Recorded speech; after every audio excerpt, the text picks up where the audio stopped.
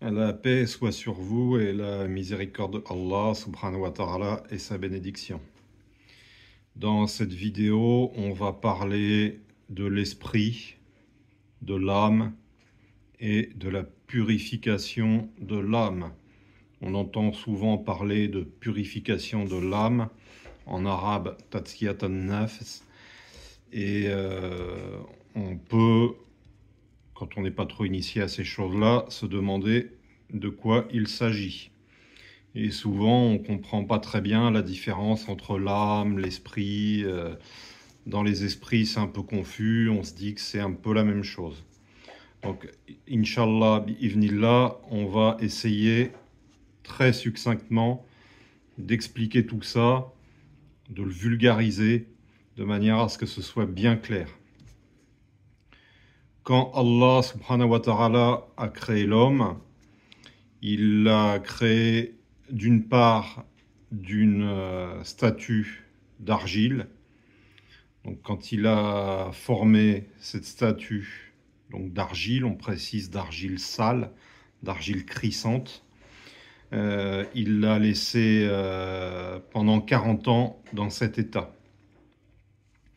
Quand la statue d'argile était dans cet état, les anges ne se sont pas prosternés devant. Les anges ne se sont prosternés devant cette statue d'argile, cette statue de matière, qu'à partir du moment où Allah, subhanahu wa ta'ala, y a insufflé de son esprit. Thumma sawwahu wa nafakha fihi min ruhihi. Fa idha sawaytuhu wa nafakhtu fihi min ruhi. Quand je l'aurai bien formé et lui aurai insufflé de mon esprit. Puis il lui donna sa forme parfaite et lui insuffla de son esprit. Donc Allah Azza wa Jal a mis dans cette statue d'argile de son esprit. On appelle ça Ruh. Et à partir de ce moment-là, les anges se sont prosternés. Non pas devant la statue d'argile, mais devant ce qu'elle contenait, c'est-à-dire cet esprit divin. Car les anges sont programmés pour obéir au divin, pour obéir à Allah. Donc ce qui fait que les anges se sont prosternés devant Adam, alayhi salam, c'est non pas le fait que ce soit un humain, non pas devant son corps matériel.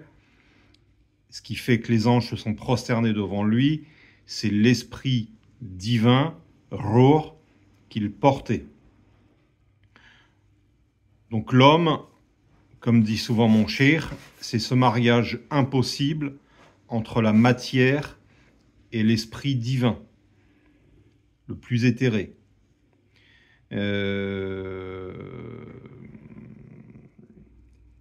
Et donc, c'est ce qui fait que les anges se sont prosternés, à l'exception de Iblis, la'natullahi alayhi.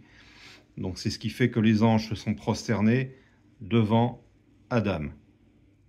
Donc pour récapituler, l'homme, c'est d'une part une statue d'argile sale, d'argile crissante, et d'autre part l'esprit divin, Ruh. Cet esprit divin, nous l'avons tous au fond de nous, dans le cœur. Très précisément, dans le cœur, il se situe au niveau de l'aorte. Cet esprit divin, donc, c'est notre point de contact avec le divin. C'est ce qui fait qu'on aspire au divin. C'est ce qui fait que notre esprit est naturellement porté à s'élever vers le divin. Mais comme l'homme, c'est ce mariage impossible entre la matière et l'esprit, à partir du moment où nous sommes dans un monde de matière, on a des préoccupations attachées à la matière. Et ce qui fait que le corps va, comment dire,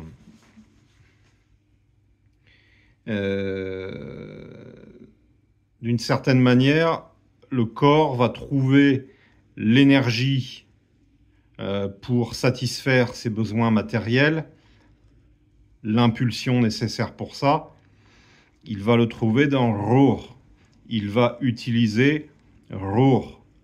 Et donc il y a toute une partie de Ruh, de l'esprit divin, qui va servir à satisfaire les besoins de la matière. Cette partie de Ruh, elle va se détacher de Ruh, elle va tomber, elle va chuter au niveau du cœur.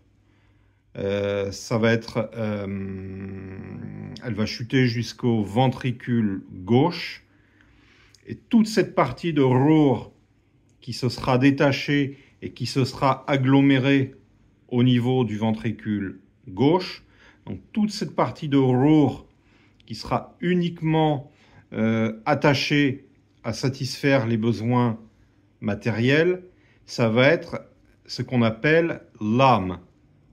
En arabe, an-nafs, nafs, an-nafsu al-ammara bis-su'i, qui est le niveau, le degré le plus bas de l'âme. An-nafsu al-ammara bis-su'i, c'est l'âme instigatrice du mal. Parce que autant il y a une partie de l'âme qui va être uniquement préoccupée par les besoins matériels les plus élémentaires, manger, dormir, autant il y a une partie qui va chercher à aller plus loin, à transgresser, à aller au-delà des besoins élémentaires, donc à pécher, à commettre le péché, à aller à la faute. Donc à forniquer, à boire de l'alcool. C'est toute cette partie de l'âme qui cherche à transgresser, mais pour le plaisir de transgresser. C'est la dimension perverse de l'humain. Tout ça, que ce soit les besoins matériels les plus élémentaires, les plus immédiats, ou que ce soit les pulsions les plus perverses, se situent au niveau de l'âme, sachant qu'il y a 7 degrés de l'âme, du plus bas, qui est an-nafsu al-ammara bis-su'i, jusqu'à des degrés jusqu'à des degrés un peu plus élevés, en passant par des degrés intermédiaires. On ne va pas rentrer dans le détail, c'est pas le but. Ce qu'il faut retenir aujourd'hui, donc, c'est que à la base, on a Ruh, on a l'esprit divin qui nous porte à nous élever vers le divin. Donc c'est la spiritualité à l'état pur. Et on a toute une partie de ce Ruh qui s'en est détaché pour satisfaire les besoins matériels. Parce qu'à partir du moment où on est matérialisé, on a des besoins liés à la matière. Et ça, dès le plus jeune âge. Le nourrisson, il a besoin de s'alimenter, il a besoin de dormir, il a des besoins élémentaires. Alors, il n'a pas toutes ces pulsions diaboliques, mais il a déjà les besoins élémentaires. Et à partir du moment où il y a des besoins élémentaires, il va falloir mobiliser une partie de l'esprit pour les satisfaire. Et cette partie, donc, ça va être une partie de Ruh qui va se détacher de Ruh et qui va former un nafs, l'âme. Donc l'esprit d'un côté, l'âme de l'autre. Et l'âme, donc, elle n'aura d'autres préoccupations que la matière, les besoins matériels, donc qu'ils soient élémentaires, normaux entre guillemets, ou déviants, pervers. Et c'est ce qui fait donc ce Ruh d'un côté et Nafes de l'autre, C'est ce qui fait la dualité de l'humain. C'est ce qui fait qu'il est constamment tiraillé entre le bien, entre le divin, entre les vertus et entre le mal, entre la tentation du péché, de la transgression. Parce qu'au milieu, entre Ruh et Nafes, il y a ce qu'on appelle l'esprit personnel, qui est fait de notre identité personnelle, l'identité élémentaire, qu'on peut résumer par une image de synthèse et un nom générique. Hein, c'est beaucoup plus complexe que ça, mais en gros, l'identité personnelle, c'est ton nom générique et ton image de synthèse. Donc, il y a cet esprit personnel. Cet esprit personnel, c'est toi. Et cet esprit personnel, il va être constamment tiraillé entre Ruh, l'esprit divin, et Nafes, l'âme, instigatrice du mal. Et donc, c'est ce qui va expliquer cette dualité. Donc, tout le long de la vie de l'homme, il y a ce tiraillement, et on fait le yo-yo entre le bien, le mal. Alors, il y a des gens qui se sont tellement enlisés dans la vie matérielle que ils ne ressentent plus cet appel du Ruh. Dans l'absolu, c'est toujours possible de les ramener. Il faut juste raviver la flamme du Ruh. Et ça va être le rôle d'une catégorie de serviteurs divins, donc qui à la base sont les prophètes, et aujourd'hui leurs héritiers, les saints, les awliya. Leur but, leur rôle, ça va être de réveiller ce qu'il y a de divin dans le cœur de l'homme, c'est-à-dire ce Ruh, de manière à ce qu'il y ait de nouveau cet appel du divin. Hein, si tant est que cet appel soit, n'existe plus. Alors, toujours il subsiste d'une manière ou d'une autre. Il y a toujours une petite lueur, une petite étincelle qui fait que Ruh reste vivant. Parce que Ruh, c'est la vie. Ya ayyuhalladhina amanu istajibu lillahi wa lirrasuli idha da'akum lima yuhyikum. Ô vous qui croyez, répondez à Allah et aux messagers lorsqu'ils vous appellent à ce qui vous donne la vie. Hein, donc quand Allah et le messager nous appellent à ce qui nous donne la vie, c'est-à-dire qu'ils nous appellent à Ruh, c'est-à-dire à la vie de l'esprit divin. Et ils nous détachent de la mort, de la vie matérielle. Alors pourquoi Ruh c'est la vie et pourquoi la matière c'est la mort? Parce que la matière est éphémère. La matière est vouée à disparaître. L'esprit, le divin, il est éternel. Donc la vraie vie, c'est ce qui ne finit pas. C'est ce qui est éternel. Et c'est ce qui caractérise Ruh. Donc Allah et son messager nous appellent à la vie, à l'éternité. Alors que nous avons tendance par Nafes à nous empêtrer dans le matériel qui est éphémère et qui est voué à disparaître. Un corps, c'est voué à se décomposer, à pourrir, à disparaître. Voilà. Donc, le rôle des prophètes et des saints, des awliya, c'est de nous ramener vers cette vie, la vie de l'esprit, la vie du Ruh. Et pour ça, il va falloir ramener toute cette partie de Nafes qui s'est attachée à la matière, il va falloir la ramener à Ruh. Hein. Et ça, c'est le rôle des prophètes et des awliya. Hein. Alors, non seulement c'est leur rôle, mais ça n'incombe qu'à eux. C'est-à-dire que ça passe nécessairement par eux. Et c'est pour ça que on a nécessairement besoin d'un maître éducateur, d'un murshid, d'un guide spirituel qui va nous indiquer le moyen et la voie pour retourner à Ruh, pour que nous ne soyons plus mus que par l'esprit divin Ruh. Allah nous dit Man yahdillahu fahuwa al-muhtadi wa man yudlil falan tajida lahu waliyan murshida. Celui que Allah guide, c'est lui le bien guidé. Et celui qui l'égare, tu ne trouveras pour lui aucun wali murshid. Donc il faut nécessairement un guide, un murshid, donc qui sera un wali, qui sera un saint, donc pour nous guider vers Ruh. Quand on parle de guider, il s'agit bien de ça. C'est-à-dire, c'est nous réorienter vers ce qu'on a de divin, vers notre Ruh. Parce que le divin, il est en nous. C'est juste un voyage intérieur. Et il s'agit, pour chacun, de retrouver ce qu'il a de divin. Et comment dire, et tout ce qui va avec, d'une certaine manière.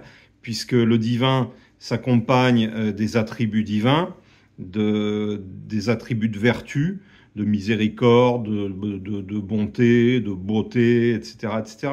Donc tout ça, c'est les 100 plus beaux noms d'Allah, Al-Asma'ul Husna. Et donc le but, c'est de retrouver tout ça.